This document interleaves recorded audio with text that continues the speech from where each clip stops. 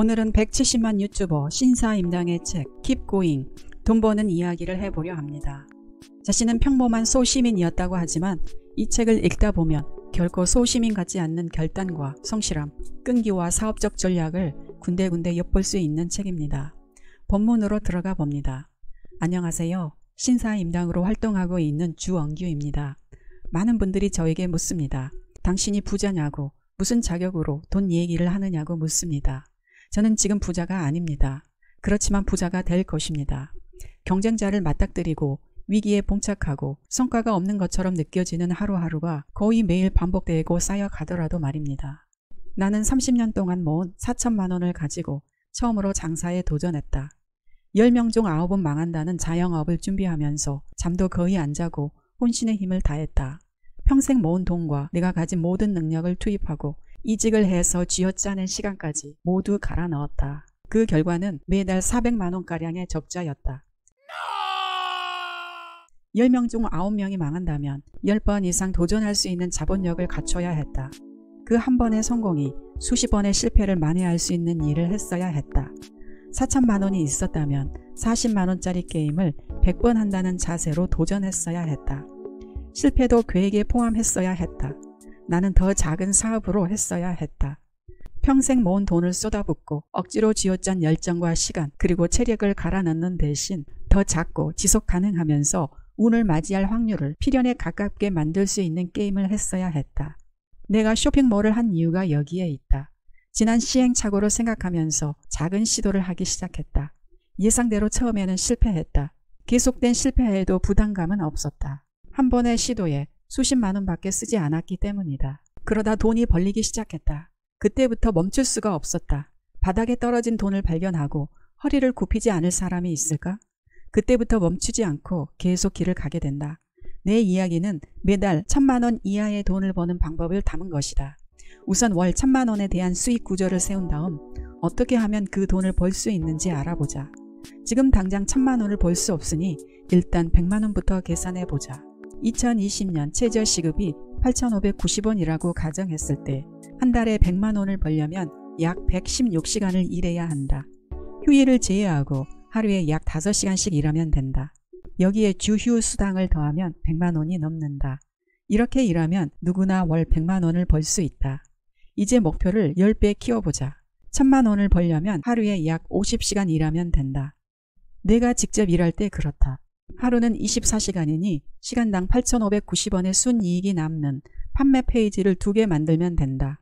월 1,000만 원을 벌려면 마진이 1만 원인 제품을 하루에 30개씩 팔아야 한다. 마진이 1만 원인 제품이 하루에 10개 정도 팔린다고 하자. 월 1,000만 원의 수익을 올리려면 그런 제품이 3개 있으면 된다. 이처럼 처음에는 단순 계산으로 수익 구조를 짜 놓아야 한다. 처음에는 불가능해 보일 것이다. 하지만 한 개를 파는 것부터 시작해 점점 늘려나가면 된다. 전혀 판매되지 않는다면 포기할 것이 아니라 판매 이전에 무엇이 필요한지를 살펴 문제를 단계별로 해결해 나가야 한다. 그래서 팔리는 상품을 찾고 그것을 개발해야 한다. 내가 월 200만 원의 굴레를 벗어난 과정을 소개한다.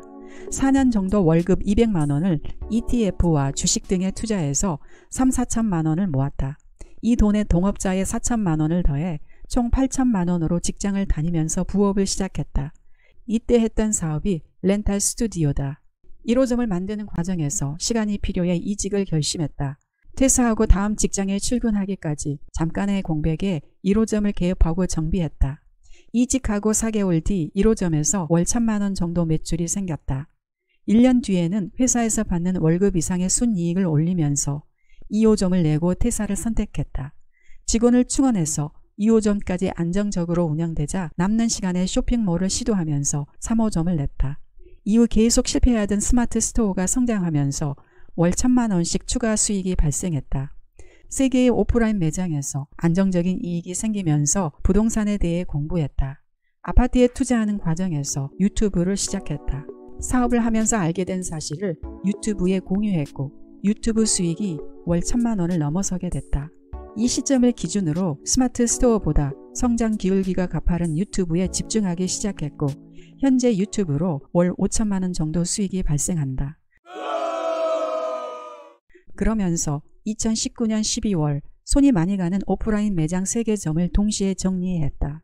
그리고 클래스 101이라는 사이트에서 스마트 스토어로 돈 버는 방법을 알려주는 강의를 론칭했고 여기서 월 5천만 원 정도 수익이 생겼다.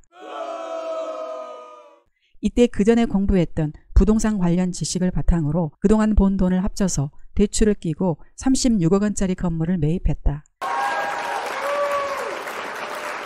그리고 남은 돈으로 주식과 달러를 매입해 자산 구성을 다변화했다. 이 과정에서 수많은 실패를 겪었다. 결과만 보면 내가 방향을 알고 실행한 것처럼 보이지만 모든 순간이 시도였고 돌파구를 찾기 위해 계속 시도하면서 행운이 찾아오기 시작했다. 지금은 단군 일에 가장 돈 벌기 좋은 시대이다. 1인 기업으로 살아남을 수 있는 시대가 되었다. 특히 나처럼 소심하고 남 앞에 나서는 것을 어려워하는 사람에게는 더할 나위 없는 환경이다. 과거에는 물건을 팔려면 사람들을 만나야 했다. 그런 시대에는 호감을 주는 말과 행동으로 상대를 사로잡아 좋은 첫 인상을 주고 설득력도 뛰어나야 성공할 수 있었다. 하지만 지금은 사람들을 직접 대면할 필요가 없다. 소통은 키보드로 하면 된다. 10년 전만 해도 한국 사회는 글로벌 스탠다드에 한참 뒤처져 있었다. 우리나라도 이제는 글로벌 스탠다드 대열에 합류했다.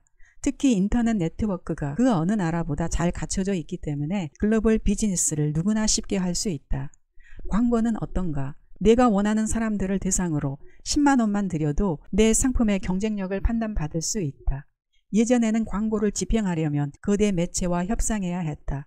지금은 앉은 자리에서 휴대전화로 글로벌 거대 기업 구글의 광고를 집행한다. 단돈 5만 원도 안 되는 돈으로 말이다. 1시간 만에 쇼핑몰을 오픈할 수도 있다. 물건을 팔 수도 있고 지식과 재능 같은 무형의 가치를 팔 수도 있다.